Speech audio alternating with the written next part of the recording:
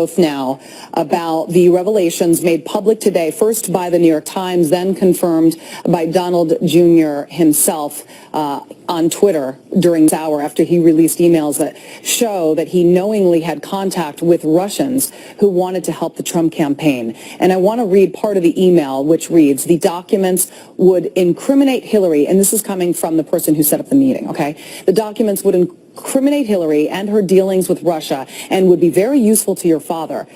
Goes on to say, this is obviously very high level and sensitive information, but is part of Russia and its government to aid his father's campaign. Now, Trump Jr. replied within minutes, and I'm reading, if it's what you say, I love it, especially later in the summer.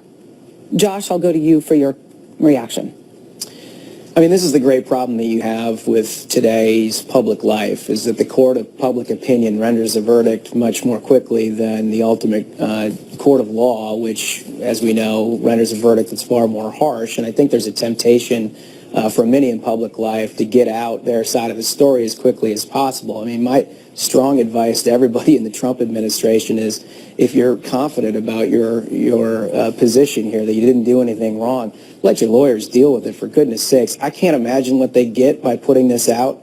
This is a process that's going to take some time, and they've been cooperating with both the special counsel and folks in Congress, and I'm confident at the end of the day that they'll come to the same realization that everybody has at this point. There's no there, but this is obviously really troubling, and there's going to have to be something to be said about looking into it. Is there any there, Jim? I mean, and also, what do we make of the fact that Donald Trump Jr. is pretty much taking all the heat and bearing all the brunt on this? Let's not forget Jared Kushner was also there, also Paul Manafort. Neither of them have issued any kind of statement on Twitter or revealed any of their involvement.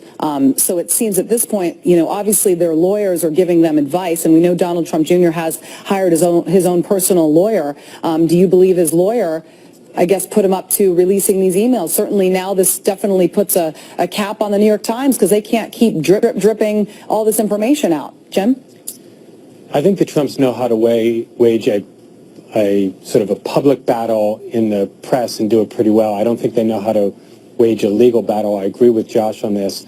Look, I think we just crossed into a sort of a new zone of seriousness about these Russia allegations, and it's gone into sort of a DEFCON 5. These are very, very disturbing emails. This is basically dealing with Russian agents, Russian spies. This smells a lot like collusion.